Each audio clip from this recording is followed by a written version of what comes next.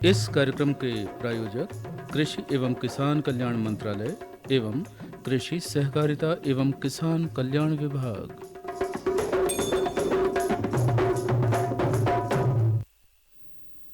किसान वाणी कार्यक्रम सुन रहे हमारे तमाम श्रोता भाइयों बहनों को प्रतिभा और सुनैना बहन की राम राम। सुनैना, देखिए ना, अभी इन दिनों त्योहारों का मौसम चल रहा है। हाँ। और क्या आपने कभी ये सोचा है कि हम जो भी त्योहार मनाते हैं उनमें अधिकांश त्योहार जो होते हैं ना, वो प्रकृति को पूजने के त्योहार हैं। हाँ, जैसे कि आंवला नवमी में आंवले के वृक्ष की पूजा की जाती है। हाँ। वट सावित्री के समय वट वृक्ष की पूजा करते हैं। हाँ। और नदियों की पूजा की जाती है। बिल्कुल इसी तरह गोवर्धन पूजा में गोबर से गोवर्धन पर्वत बनाकर उसे पूजा जाता है। और भी कई त्योहार हैं जिनका सीधा मकसद होता है कि हम प्रकृति को पूजें, उससे नुकसान ना पहुंचाएं और प्रकृति की हर एक चीज को संजो कर रखें। बिल्कुल, देखा जाए तो प्रकृति ने हमें सब कुछ दिया है। हाँ। जो भी दिया है भरपूर दिया है। हाँ। हरे भरे पेड़, तरह तरह के फल फूल, औषधियाँ, जंगल, जमीन, हवा, पानी, नदी, तालाब, तरह तरह के मौसम, पहाड़, रेगिस्तान और भी बहुत कुछ। हाँ, और मैं आपकी बात से बिल्कुल सहमत हूँ। कहने का मतलब ये है कि हम चारों ओर जहाँ भी नज़र दौड़ाएं तो ऐसा लगेगा जैसे कि किसी चमत्कार से कम नहीं हो। जो भी आज हमारे आसपास है, प्रकृति द्वारा दी गई हर चीज़ मानव के लिए किसी वरदान से कम नहीं है। बिल्कुल। मगर कहीं ना कहीं सुने ना, हम हाँ। इस धरा की हर नियामत को भूलने लगे हैं। हाँ। उसे खराब करने लगे हैं। हाँ। वो भी सिर्फ आधुनिकता की अंधी दौड़ में शामिल होकर। बिल्कुल। जबकि आज ज़रूरत है इसे सहेजने की, संवारने की, ताकि हमारी आने वाली पीढ़ियां भी इस प्रकृति की गोद में सच्चा सुकून पा सके और स्वस्थ रह सके। हाँ, अब देखिए ना, सोना उगलने वाली हमारी धरती पर खेती करने वाला किसान लालच का शिकार हो रहा है, क्योंकि किसान भ्रमित है।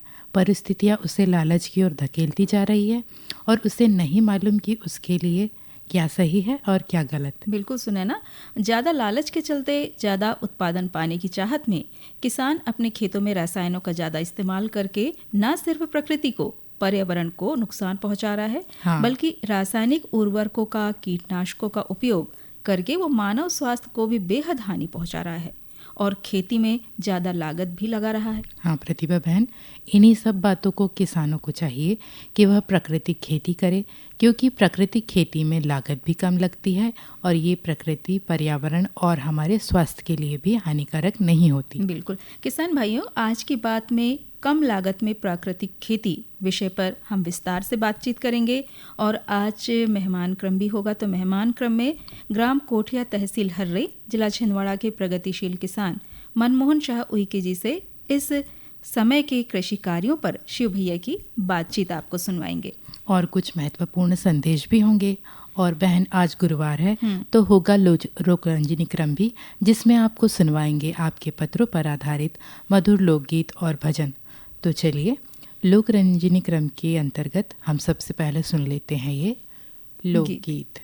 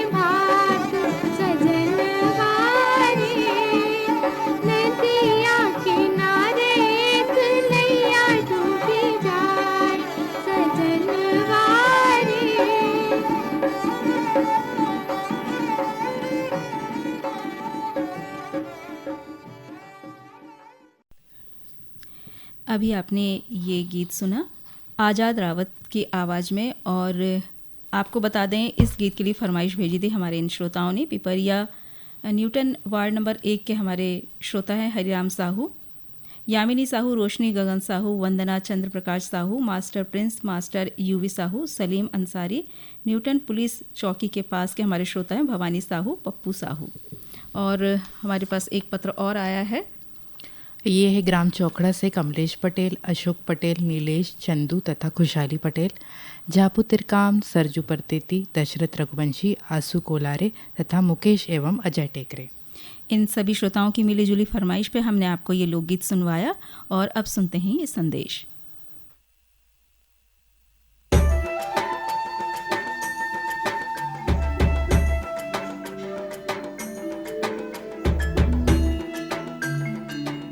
ये जो हरे भरे पेड़ और उन पर लगे गुच्छेदार फल दिखाई दे रहे हैं, ये वास्तव में हमारे किसान भाइयों के आर्थिक और सामाजिक जीवन में सुख समृद्धि के रंग भरने की क्षमता रखते हैं। ऑयल पाम की खेती से किसान सामान्य फसलों की तुलना में कम लागत एवं मेहनत से अधिक आय प्राप्त कर सकते हैं। इसके माध्यम से किसान खाद्य तेलों का उत्पादन बढ़ाकर देश के विकास में अपनी भागीदारी सुनिश्चित कर सकते हैं। लेकिन ये सब कैसे संभव है, आज इसी के बारे में बताएंगे अपने किसानों को। ऑयल पाम एक बहुमुखी तेल है जिसके कई अलग अलग गुण और कार्य हैं जो इसे बेहद उपयोगी और व्यापक रूप से इस्तेमाल किया जाने वाला बनाते हैं। ऑयल पाम के फल से सबसे अधिक तेल प्राप्त होता है। प्रति हेक्टेयर 20 से 25 टन फलों की उपज देने वाले इसके पेड़ परिपक्व होने के बाद लगभग 30 साल तक फल देते रहते हैं। यही नहीं, इन पेड़ों के बीच अंतर्वर्ती फसलें उगाकर किसान दोहरी आय भी प्राप्त कर सकते हैं। इसके अतिरिक्त सरकार की ओर से भी इसकी खेती के लिए काफी सहायता उपलब्ध करवाई जाती है। भारत सरकार की ओर से 2021-22 में खाद्य तेलों पर राष्ट्रीय खाद्य तेल मिशन, तेल palm national mission on edible oils, oil palm NMEO-OP की शुरुआत की गई। इसके अंतर्गत किसानों को ऑयल पाम की पौध सामग्री, अंतर्वर्ती खेती एवं रखरखाव, ड्रिप सिंचाई, डीजल, बिजली, सोलर पंप सेट, बोरवेल, फल कटाई उपकरणों एवं पुराने पौधों की पुनः रोपाई के लिए सब्सिडी प्रदान की जाती है। इस मिशन के अंतर्गत किसानों को 1 से 5 लाख तक की राशि प्रति हेक्टेयर की वित्तीय सहायता उपलब्ध कराई जाती है। सरकार द्वारा ऑयल पाम के पौध सामग्री के लिए 20 से 29 हज़ार रुपये प्रति हेक्टेयर की सहायता मिलती है।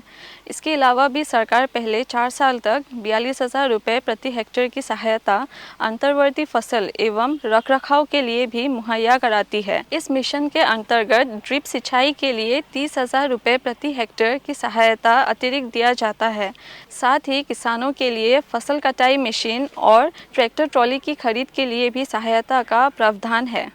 कुछ किसानों के मन में ये शंका है कि ऑयल पाम के पेड़ों की सिंचाई के लिए अधिक मात्रा में पानी की आवश्यकता होती है। ये पर्यावरण के लिए ठीक नहीं है। कुछ ये भी कहते हैं कि ये धरती के उपजाऊपन के लिए भी हानिकारक हैं। किंतु जिन किसानों को ऑयल पाम की खेती से आज लाखों रुपए की वार्षिक आय प्राप्त हो रही है, उनका कहना है कि ये सारे संशय निराधार हैं। ऑयल पाम का खेती में दान और गन्ने से कम पानी लगता है। इसमें गवर्नमेंट का तरफ से ड्रिप सिंचाई के लिए पैसा भी दिया जाता है। मैंने 2015-16 से ऑयल पाम की खेती की है और इससे पर्यावरण को कुछ नुकसान है ही नहीं। और इनका जो पेड़ पौधा होता है, इनसे हम मल्चिंग भी यूज करते हैं और इनका यूज से हम काफ़ी सारा ज़मीन में नमी लेते हैं। और इनके अंदर इंटरक्रॉप जो है, जो कपास वगैरह लगाते हैं, तो हम डबल गुण आय लेते हैं और अच्छा रहता है। ऑयल पाम की खेती के लिए मुझे सरकार ने पौधे सीडलिंग देते हैं। वो जब बड़ा हो जाता है, जो फल जो देता है, हर महीने सरकार उसी फल खरीदने के लिए एक रेट बना के देते हैं। वही रेट पे कंपनी खरीद लेते हैं। मैं काट के इकट्ठा कर देता हूँ, कंपनी उठा के लिए जाते हैं। ऑयल पाम के लिए सरकार उत्पादों की तत्काल खरीद करती है। साथ ही सरकार एक वायबिलिटी मूल्य भी घोषित करती है, ताकि यदि भाव अचानक गिर जाए तो उस अंतर का भुगतान सरकार किसानों को करती है। सच तो ये है कि ऑयल पाम की खेती हमारे किसानों को और अधिक समृद्ध और ग्रामीण अर्थव्यवस्था को और अधिक सशक्त बना रही है। आप भी इसकी खेती और सरकारी सहायता का लाभ उठाएं और अपनी आर्थिक स्थिति को बेहतर बनाएं।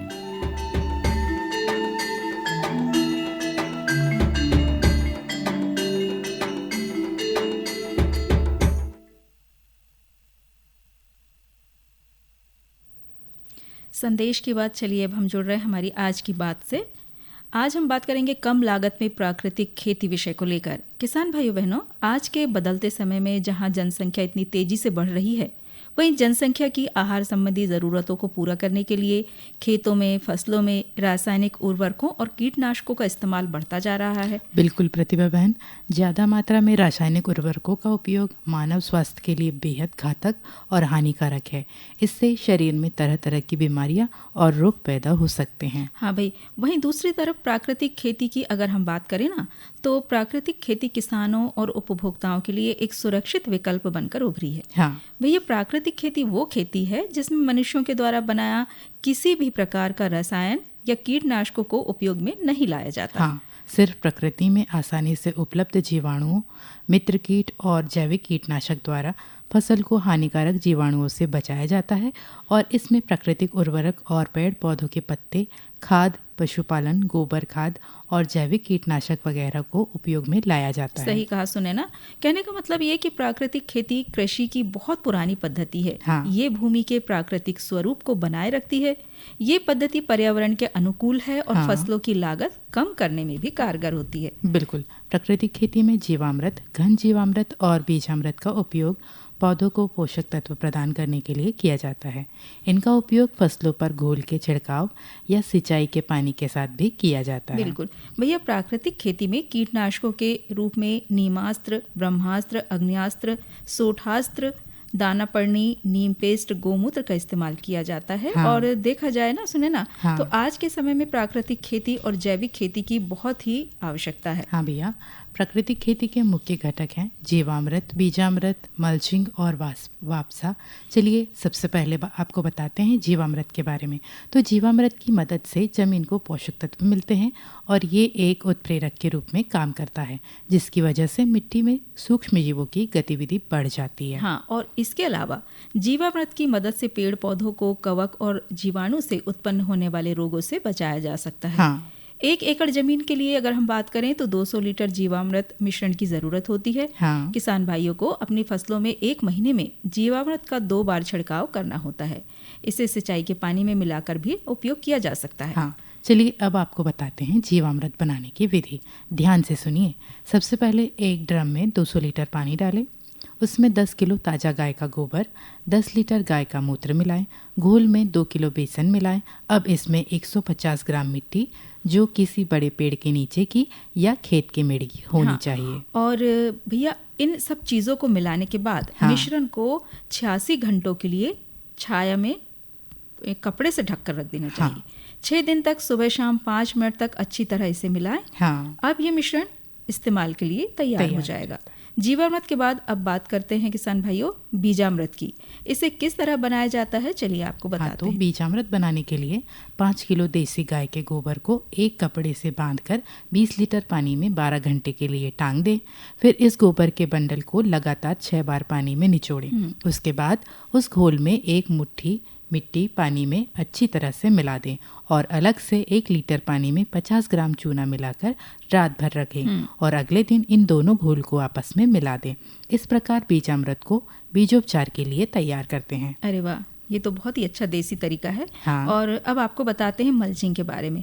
मल्चिंग 3 प्रकार की होती है किसान भाइयों बहनों। जो पहली होती है वो मिट्टी की मल्चिंग द्वारा पानी का संरक्षण करना और साथ ही खरपतवारों को नियंत्रित करना। हाँ। दूसरा है भूसा मल्चिंग, जहां फसल अवशेषों को प्राकृतिक अपघटन के लिए खेत में ही रहने दिया जाता और बाद में पोषक तत्वों की हानि को रोकने के लिए खेत में ही मिला दिया जाता है। हाँ। और तीसरी सह फसल और मिश्रित फसल के द्वारा सजीव मल्चिंग।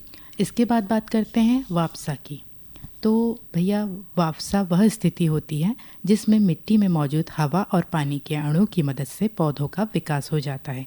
ये मिट्टी में सूक्ष्म जलवायु का निर्माण करते हैं, जिसके द्वारा मिट्टी के जीव और जड़ें मिट्टी में उपलब्ध या पर्याप्त हवा और आवश्यक नमी देते रहते हैं। बिल्कुल। मिट्टी के कणों के बीच गुफाओं में 50% वायु और 20% जल वाष्प की स्थिति के साथ स्वतंत्र रूप से ये रह सकते हैं। इसके अलावा प्राकृतिक खेती में फसलों को कीटों और रोगों से बचाने के लिए कई प्रकार की पत्तियों के काढ़े का उपयोग भी किया जाता है, जिसके बारे में हम आपको बता रहे हैं। और इसमें सबसे पहले आपको बताते हैं नीमास्त्र के बारे में। इसमें 5 किलोग्राम नीम की बारीक पत्तियां 100 लीटर पानी में 5 लीटर देसी गाय का गौमूत्र, 1 किलोग्राम देसी गाय का गोबर डालकर 2 से 3 मिनट तक अच्छी तरह हिलाते हैं। अब ड्रम का मुंह सूती कपड़े से बांध दिया जाता है और फिर 48 घंटे बाद नीमास्त्र तैयार हो जाता है। और अब बात अग्नियास्त्र की। तो भाई इसमें आधा किलोग्राम हरी मिर्च, आधा किलोग्राम लहसुन, 5 किलोग्राम नीम की बारीक पत्तियों में 20 लीटर देशी गाय का गोमूत्र मिलाकर 20 मिनट तक उबाला जाता है। अब भैया 48 घंटे रहने के बाद मिश्रण को सूती कपड़े से छान लिया जाता है। इसके बाद 5 से 6 लीटर अग्नियास्त्र को 250 लीटर पानी में मिलाकर 1 हेक्टेयर में आप छिड़काव कर सकते हैं। और भैया अग्नियास्त्र का उपयोग तना छेदक, फल छेदक और कई दूसरे प्रकार की इल्लियों कैटरपिलर्स प्रबंधन के लिए किया जाता है। इसी तरह दशपर्णी अर्क भी होता है, जिसका उपयोग भी आप कर सकते हैं। और दशपर्णी अर्क में नीम की 5 किलोग्राम पत्तियाँ, किन्हीं 10 पौधों की 2 किलोग्राम पत्तियाँ, जिनमें सीताफल, धतूरा, बेल, कनेर, अरंडी, पपीता या मदान की पत्ती आप ले सकते हैं। इसके अलावा साथ ही कनेर, तुलसी, तंबाकू, गेंदा, बबूल, बेर, हल्दी, अदरक, गुड़हल, गिलोय और आम वगैरह की पत्तियां भी आप इस्तेमाल कर सकते हैं। इसमें 10 लीटर देशी गाय का गोमूत्र लेते हैं, 10 किलोग्राम देशी गाय का गोबर, 500 ग्राम हल्दी पाउडर, 500 ग्राम लहसुन का पेस्ट, 500 ग्राम अदरक का पेस्ट, 1 किलो तंबाकू के पत्ते का पाउडर। इसके अलावा 1 किलो तीखी मिर्च का पेस्ट। इन सभी का मिश्रण तैयार करने के बाद 200 लीटर पानी में 30 से 40 दिन के लिए सड़ने के लिए रख देते हैं। अब इसे सूती कपड़े से छानकर 6 महीने तक हम उपयोग कर सकते हैं। इसी तरह किसान भाइयों ब्रह्मास्त्र भी बनाया जाता है।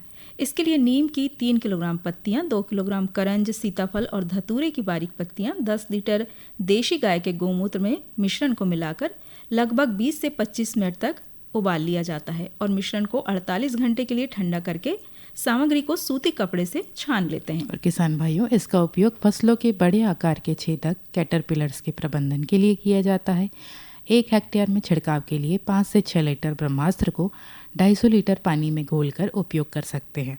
इसी तरह लहसुन मिर्च का अर्क भी आप बना सकते हैं।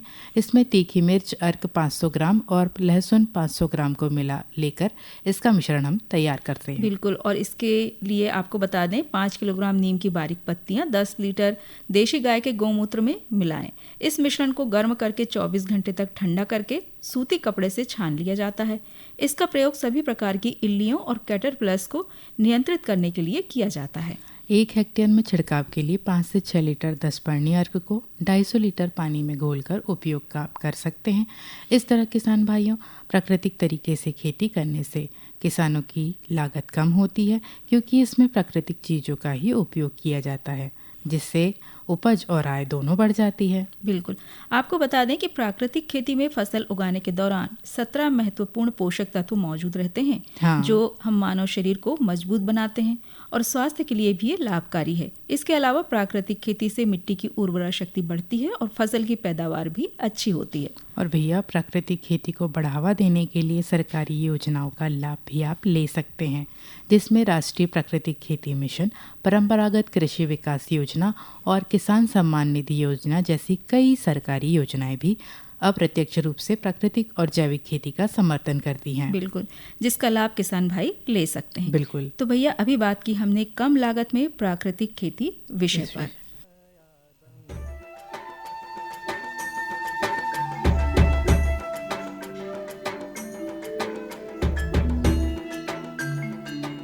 मैंने 2015-16 से ऑयल पाम की खेती की है और इससे पर्यावरण को कुछ नुकसान है ही नहीं। और इनका जो पेड़ पौधा होता है इनसे हम मल्चिंग भी यूज़ करते हैं और इनका यूज से हम काफ़ी सारा ज़मीन में नमी लेते हैं। और इनके अंदर इंटरक्रॉप जो है, जो कपास वगैरह लगाते हैं तो हम डबल गुण आय लेते हैं और अच्छा रहता है। ऑयल पाम का खेती में दान और गन्ने से कम पानी लगता है। इसमें गवर्नमेंट का तरफ से ड्रिप सिंचाई के लिए पैसा भी दिया जाता है। ऑयल पाम की खेती के लिए मुझे सरकार ने पौधे सीडलिंग देते हैं। वो जब बड़ा हो जाता है, जो फल जो देता है, हर महीने सरकार उसी फल खरीदने के लिए एक रेट बना के देते हैं। वही रेट पे कंपनी खरीद लेते हैं। मैं काट के इकट्ठा कर देता हूँ, कंपनी उठा के लिए जाते हैं।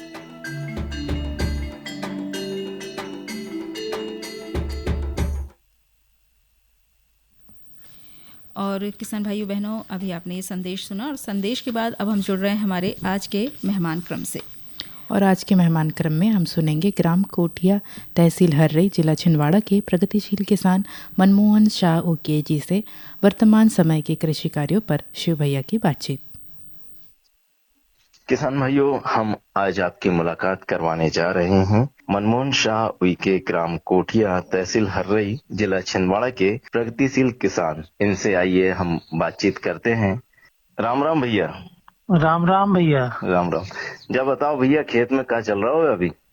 खेत में तो जी चल रहा है, पानी भी गिर रहा है। हाँ, मक्का लगो है, धान लगी है। अच्छा, तो अब तोड़ाई नहीं भाई? जो तो देख रहा हूँ मक्का तो टूट गया, कछु टूट गया है ना जी। हाँ, कछु टूट गया है, तो अब मौसम भी तो खुले। हाँ, जब आदमी कहे और जब आर तो मौसम ने पता नहीं कैसे है, पानी गिर रहा है, क्या करें, सब भगवान की माया है, क्या करें। तो फिर कैसे मक्का तो टूट गया है, फिर और तोड़न की बारी है ना? मक्का तोड़न की बारी दूसरो है जी, जो तो मान के चलो टूटा ही गाँव है, और पानी भी गिर रहा है और कछु तोड़ना भी है। हाँ, और ये धान कब टूट है? अब तो 2 दिन खुल के जाते जी। अच्छा, खुल जाते जब बात तो है, पर ऐसा तो देखा था अभी मौसम तो थोड़ा बहुत देख रहा है, पानी गिर भी रहा हल्को हल्को, पर क्या करें। ऐसा जैसे मक्का टूट गया है तो एक के बाद क्या करने की तैयारी है तुम्हारी? एक बाद खेत जुतवाने पड़े जी। हाँ, खेत जुतवाने पड़े, और फिर मसूर लगाने की तैयारी बन। अच्छा, मसूर लगाने की तैयारी है, पकाना है। मसूर लगाने की। अच्छा, कितने एकड़ खेती है तुम्हारे के पास? जी हमारे के पास 4 एकड़ है। खेती तो मुझकी है जी। जी। मन 4 एकड़ नाम की है। हाँ, भाई कर रहे हैं, और 2 एकड़ और है। 2 एकड़ और है जी। तो मनमोहन साहब भैया, जब बताओ कि जैसे अब मसूर लगाने की तैयारी है, तो सबसे पहले खेत की तैयारी कैसे करना पड़ा था? खेत की तैयारी जी, अब ट्रैक्टर से जोताई करवाना पड़ा। अच्छा, ट्रैक्टर से जोता था, मतलब काम। सही कहा है, माने आधुनिक कृषि यंत्रों का भी उपयोग करा तो तुम। तो कितने दिन लग जाए में ट्रैक्टर में? ट्रैक्टर में टाइम लगे जी। टाइम लगे? कैसे? ट्रैक्टर में तो जल्दी हो जाए। हाँ, तो अब ट्रैक्टर वाले के भी बुलाना पड़े। अच्छा, मतलब ट्रैक्टर तो मतलब ट्रैक्टर के जल्दी सुन ले। हो सुन कर दे खट से ट्रैक्टर होता है, जगह आगे अच्छी बन जा है, जब बने बात। अच्छा, और जब बताओ, अच्छा बीज कहाँ से लाते हो तुम? बीज तो जी खाद बीज की दुकान से ले लेना है। अच्छा, खाद बीज से। हाँ। तो अभी लाए नहीं है, दिन की तैयारी है? अबे नहीं लाया है, कछु बटाना ले आना है जी। अच्छा, बटाना ले आए। बटाना क्या कितने को लाए? बटाना 1 आध बोरी आ गया जी। अच्छा, 1 आध बोरी आ गया है, मतलब मसूर के साथ बटाना लगाने की तैयारी चल रही है जी। पीसी नहीं बोने वाले का जा बस गेहूँ बोगा ना जी। हाँ, एक खेत खाली रहेगा तो वो तय बोने पड़े कोठिया में। अच्छा, कोठिया में जी। और जब दूसरों कितने बोने वाले हैं? जो बटाना धनोराम बो रहा है जी। अच्छा, धनोराम बो रहे हैं।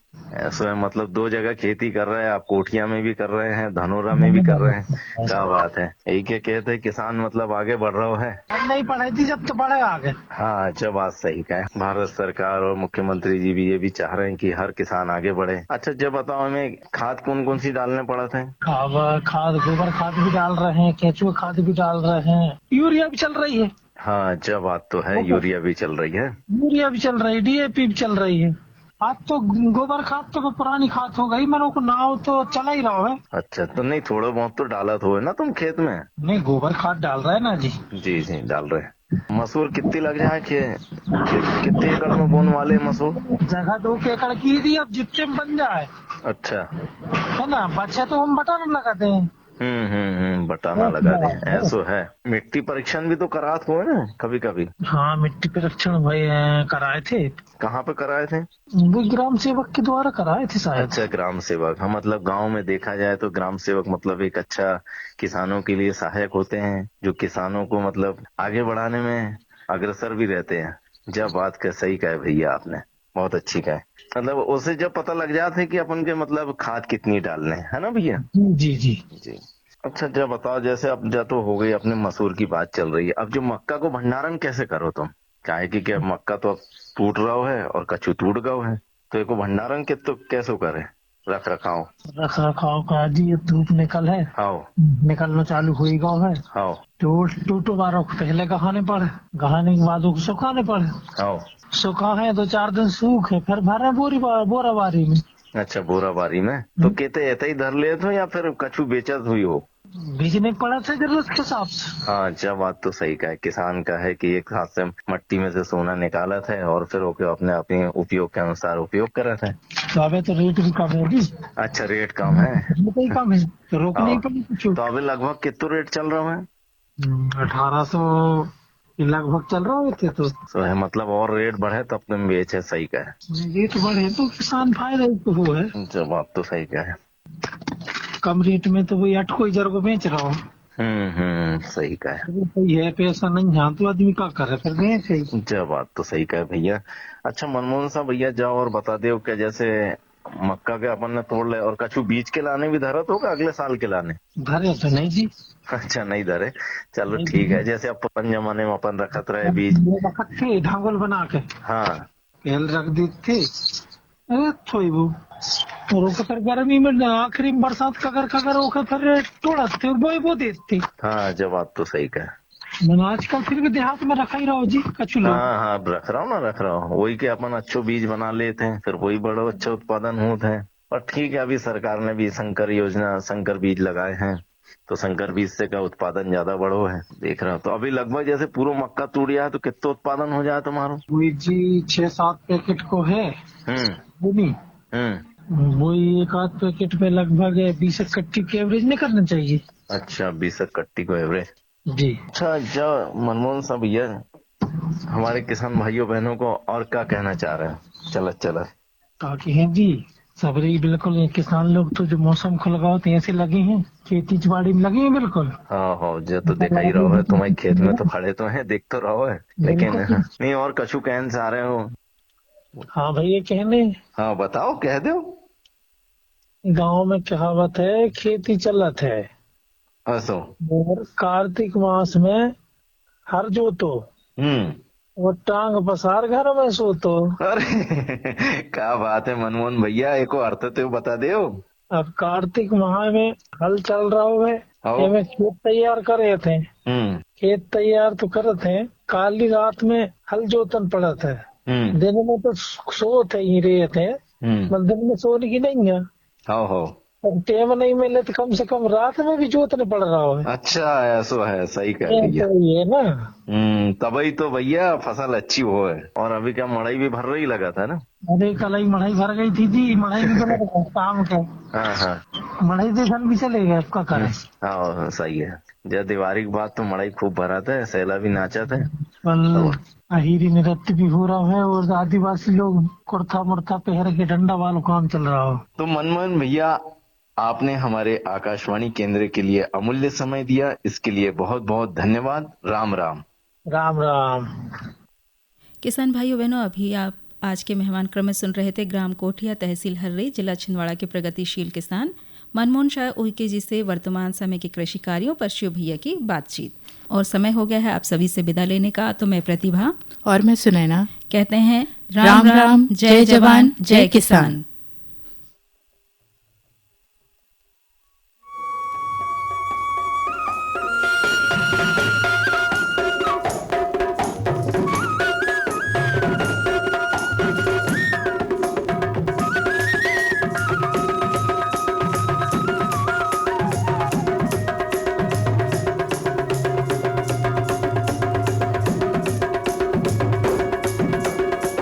इस कार्यक्रम के प्रायोजक कृषि एवं किसान कल्याण मंत्रालय एवं कृषि सहकारिता एवं किसान कल्याण विभाग।